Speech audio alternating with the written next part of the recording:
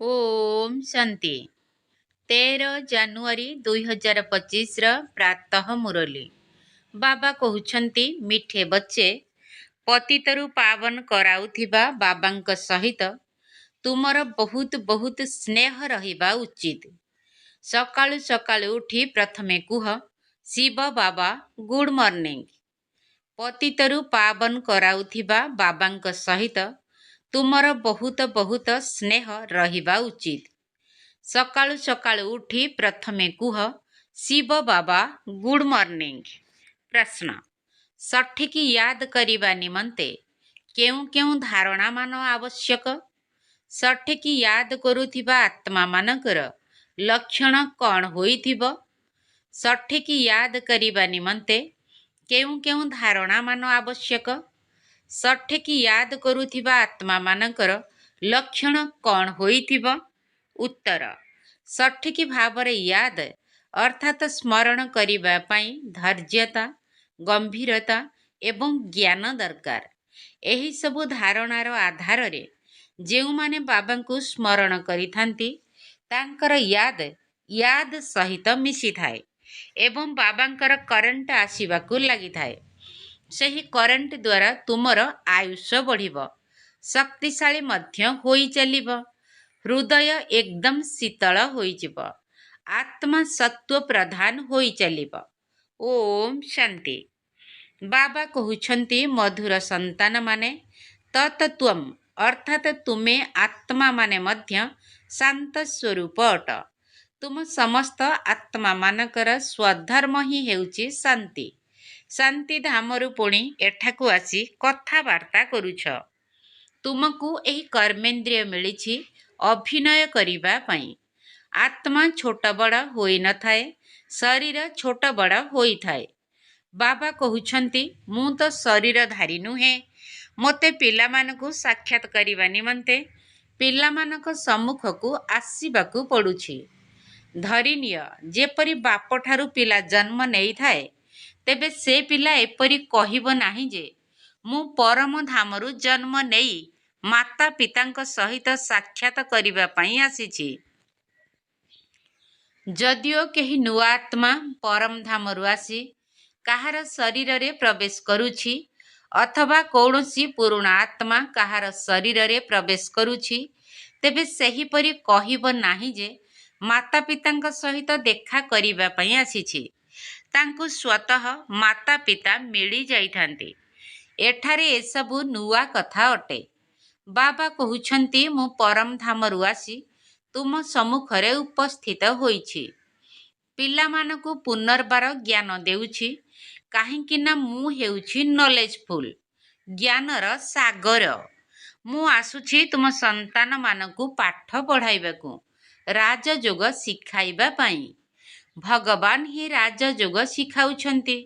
कृष्णक आत्मार एही ईश्वरीय अभिनय नाही। प्रत्येकंकर निजस्व अभिनय रहिछि, ईश्वरंकर अलगा अभिनय रहिछि। तेणु बाबा बुझाउछंती मधुर पिला माने निजको आत्मा भाव। निजको आत्मा भाबिबा द्वारा केते आनंदर अनुभव हेउछि। आमे कोन थिलु एबे कोन हेउछु, एही ड्रामा किपरि चमत्कार भावे तैयारी होइछि ए कथा मध्य तुमे एबे बुझाउछ। एहा पुरुषोत्तम संगम युग अटे। केवल एतिकी मने रहिले मध्य एकथा निश्चित होई जाउछि कि आमे सत्य युगकु जाउछु, एबे संगमरे अछु। पुणे निज घरकु जिबा सेथिपाई पवित्रता निश्चय हेबाकु पड़िबो। अंतर मनरे बहुत खुशी रहिबा दरकार।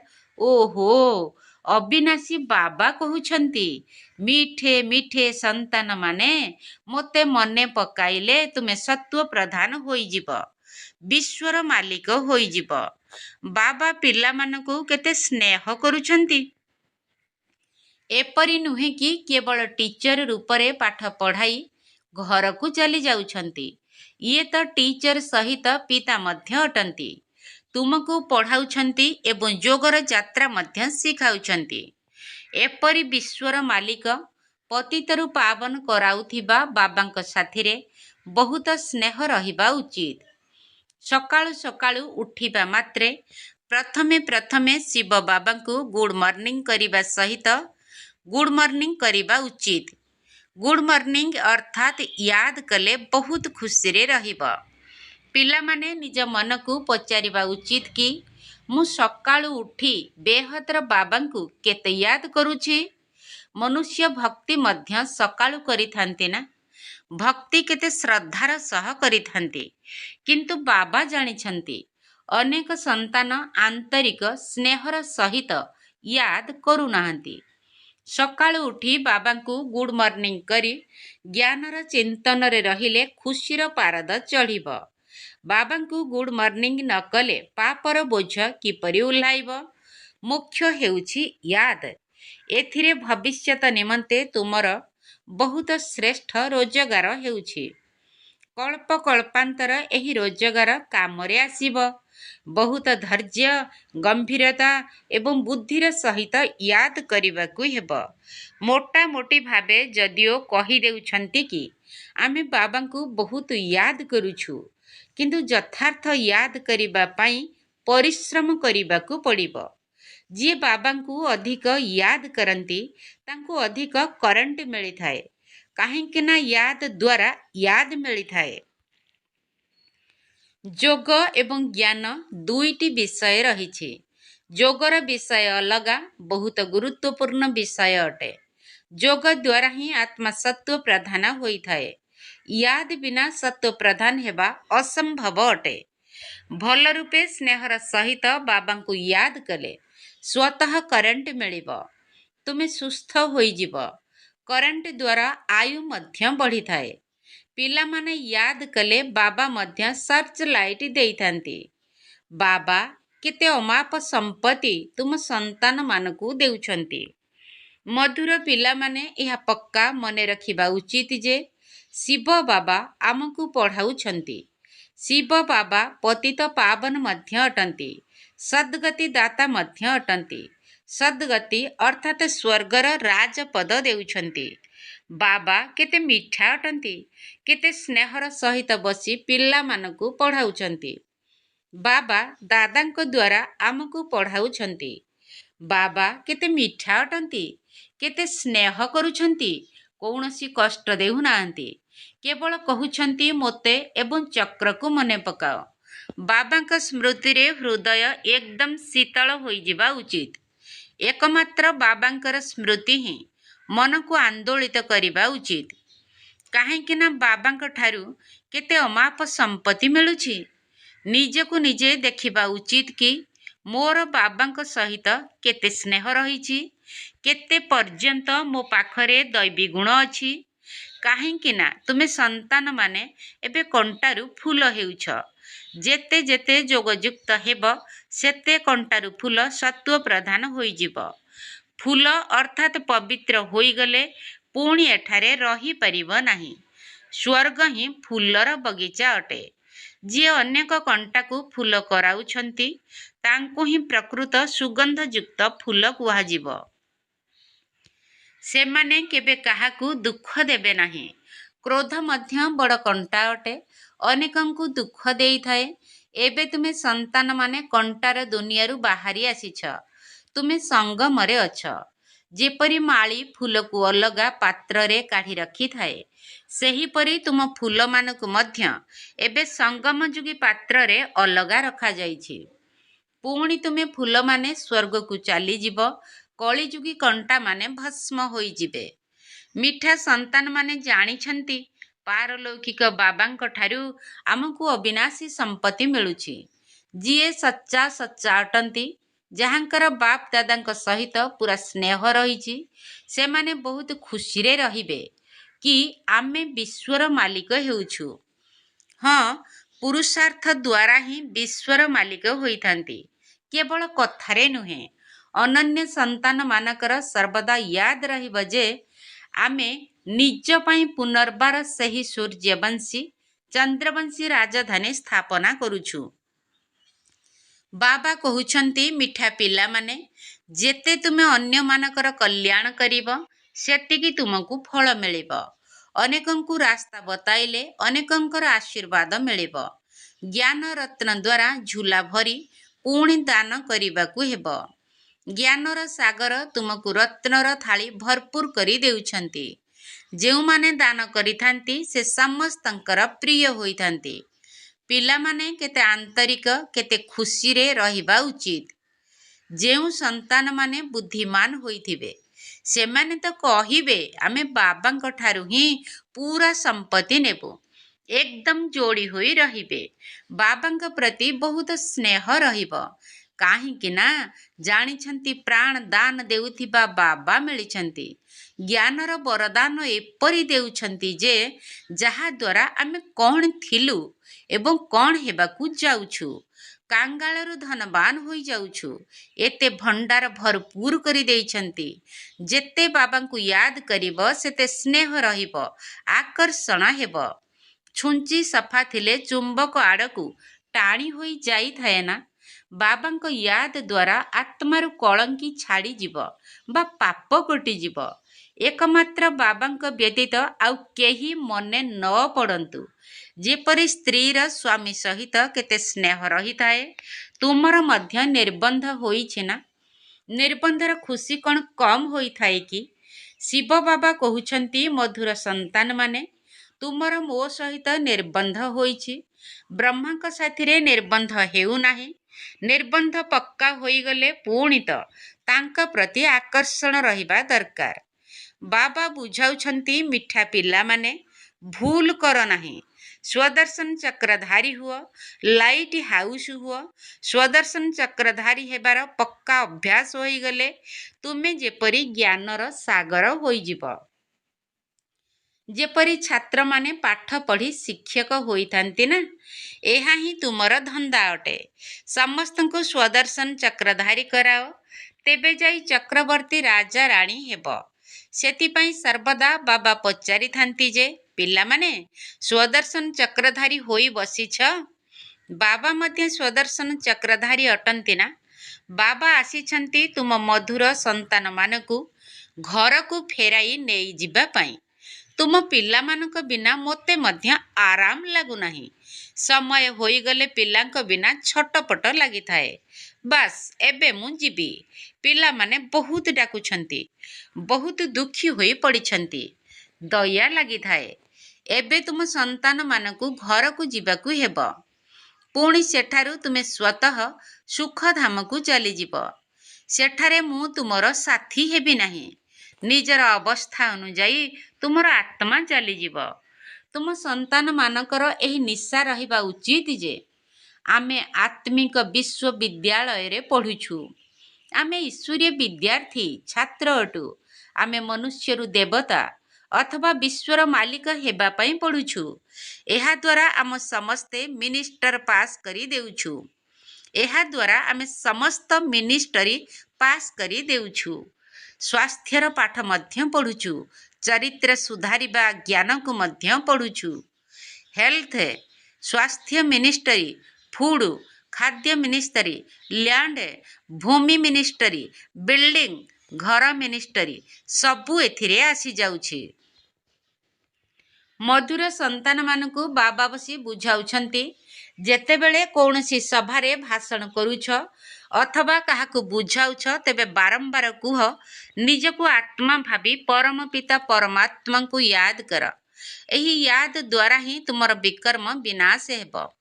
ତୁମେ ପବିତ୍ର ହୋଇଯିବ। ବାରମ୍ବାର ଏହି ୟାଦ କରିବା ଉଚିତ। କିନ୍ତୁ ଏକଥା ମଧ୍ୟ ତୁମେ ସେତେବେଳେ କହିପାରିବ ଯେବେ ନିଜେ ୟାଦ କରୁଥିବ। ଏହି ୟାଦର ବିଷୟରେ ପିଲାମାନେ ବହୁତ ଦୁର୍ବଳ ଅଛନ୍ତି। ୟାଦ ଦ୍ୱାରା ଆନ୍ତରିକ ଖୁସି ମିଳିବ।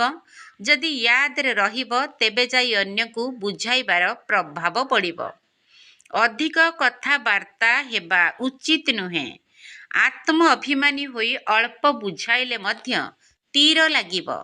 ବାବା କହୁଛନ୍ତି ପିଲାମାନେ, ବିତି ଯାଇଥିବା କଥାକୁ ଭୁଲିଯାଅ। ଏବେ ପ୍ରଥମେ ନିଜକୁ ସୁଧାର। ନିଜେ ୟାଦ କରିବ ନାହିଁ, ଅନ୍ୟକୁ କହିବ। ଏହି ଠକାମି ଚାଲିପାରିବ ନାହିଁ। ଭିତରେ ଭିତରେ ନିଶ୍ଚୟ ନିଜ ମନ ନିଜକୁ ଖାଇବ।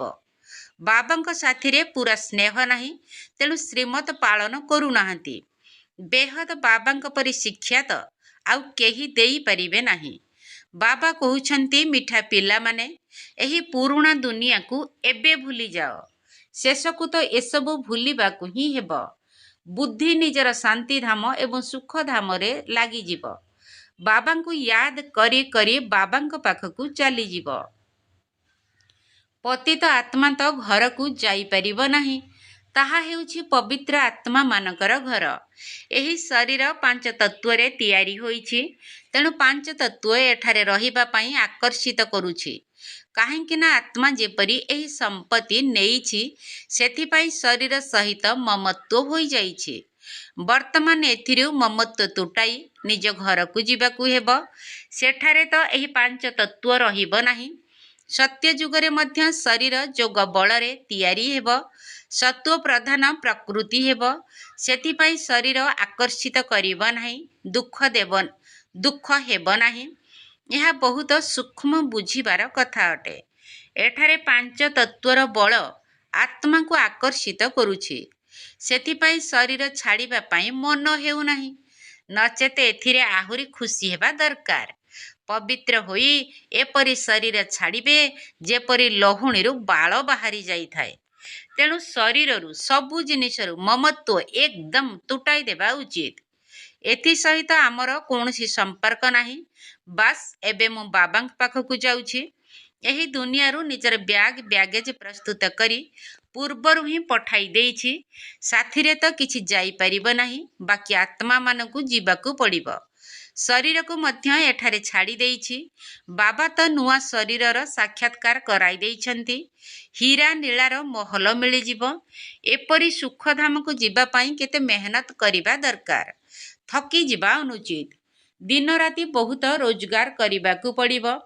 ସେଥିପାଇଁ ବାବା କହୁଛନ୍ତି, ନିଦ୍ରାଜିତ ପିଲାମାନେ, ମୋତେ ମନେ ପକାଇ ବିଚାର ସାଗର ମନ୍ଥନ କର। ଡ୍ରାମାର ରହସ୍ୟକୁ ବୁଦ୍ଧିରେ ରଖିବା ଦ୍ୱାରା ବୁଦ୍ଧି ଏକଦମ ଶୀତଳ ହୋଇଯାଇଥାଏ। ଯେଉଁମାନେ ମହାରଥୀ ସନ୍ତାନ ହୋଇଥିବେ, ସେମାନେ କେବେ ହେଲେ ହଲଚଲ ହେବେ ନାହିଁ। ଶିବ ବାବାଙ୍କୁ ୟାଦ କଲେ ସେ ପିଲାମାନଙ୍କର ଦାୟିତ୍ୱ ମଧ୍ୟ ନେବେ। ବାବା ତୁମ ସନ୍ତାନମାନଙ୍କୁ ଦୁଃଖରୁ ମୁକ୍ତ କରି ଶାନ୍ତିର ଦାନ ଦେଉଛନ୍ତି। ତୁମକୁ ମଧ୍ୟ ଶାନ୍ତିର ଦାନ ଦେବାକୁ ପଡ଼ିବ। ତୁମର ଏହି ବେହଦର ଶାନ୍ତି ଅର୍ଥାତ୍ ଯୋଗ ବଳ ଅନ୍ୟମାନଙ୍କୁ ମଧ୍ୟ ଏକଦମ ଶାନ୍ତ କରିଦେବ। ତୁରନ୍ତ ଜଣାପଡ଼ିଯିବ ଇଏ ଆମ ଘରର ଅଟନ୍ତି ନା ନାହିଁ। ଆତ୍ମାକୁ ତୁରନ୍ତ ଆକର୍ଷଣ ହେବ କି ଇଏ ମୋର ବାବା ଅଟନ୍ତି। ନାଡ଼ି ଅର୍ଥାତ୍ ଅବସ୍ଥା ମଧ୍ୟ ଦେଖିବାକୁ ପଡ଼ିଥାଏ।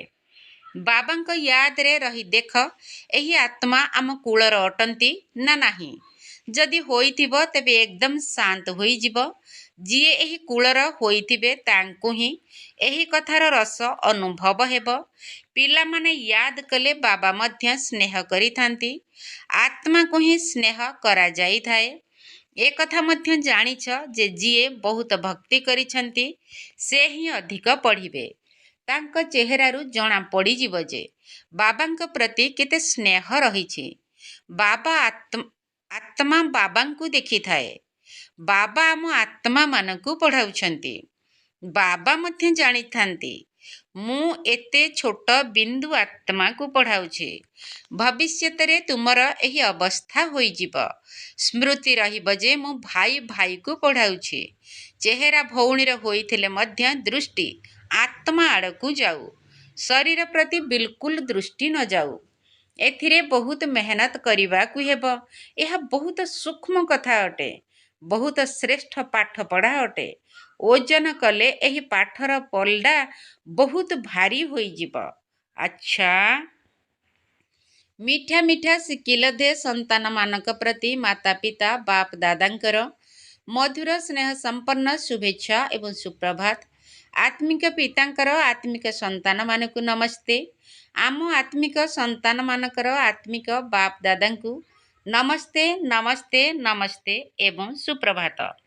ଧାରଣା ପାଇଁ ମୁଖ୍ୟ ସାର। ପ୍ରଥମ ପଏଣ୍ଟ, ନିଜର ବୁଦ୍ଧି ରୂପୀ ଝୁଲାକୁ ଜ୍ଞାନ ରତ୍ନରେ ଭରପୁର କରିବା ସହିତ ପୁଣି ଦାନ ମଧ୍ୟ କରିବାକୁ ପଡ଼ିବ।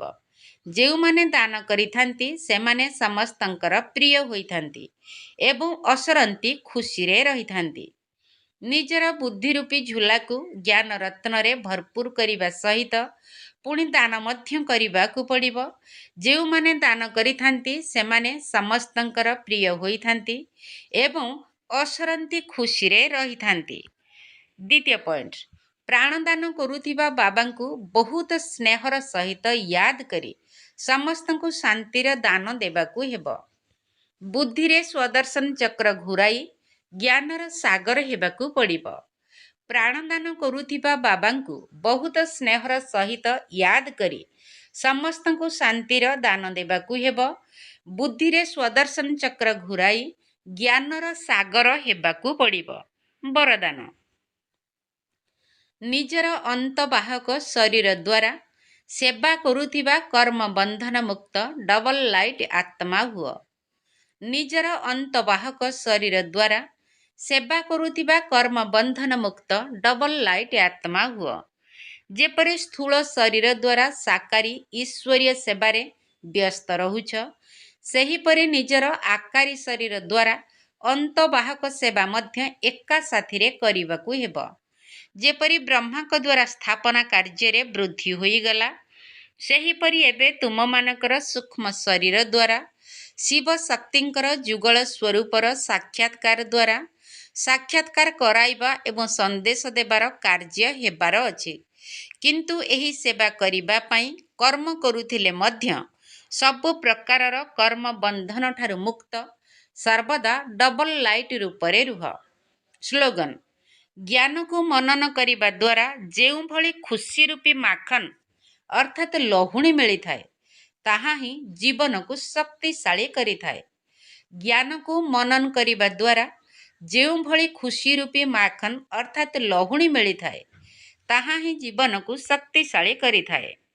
ନିଜର ଶକ୍ତିଶାଳୀ ସଂକଳ୍ପ ଦ୍ୱାରା ସୂକ୍ଷ୍ମ ଶକ୍ତି ପ୍ରଦାନ କରିବାର ସେବା କର।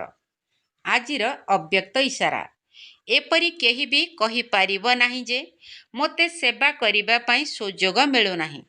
ଯଦି ବାଣୀ ଦ୍ୱାରା ସେବା କରିପାରୁନାହଁ, ତେବେ ନିଜର ସୁଖମୟ ସଂକଳ୍ପର ବୃତ୍ତି ଦ୍ୱାରା ସୁଖମୟ ସ୍ଥିତି ଦ୍ୱାରା ସେବା କର। ଶରୀର ସୁସ୍ଥ ନାହିଁ, ତେବେ ଘରେ ବସି ମଧ୍ୟ ସହଯୋଗୀ ହୁଅ। କେବଳ ମନରେ ଶୁଦ୍ଧ ସଂକଳ୍ପର ଷ୍ଟକ୍ ଜମା କର ଏବଂ ଶୁଭ ଭାବନାରେ ସମ୍ପନ୍ନ ହୁଅ। ଓମ୍ ଶାନ୍ତି।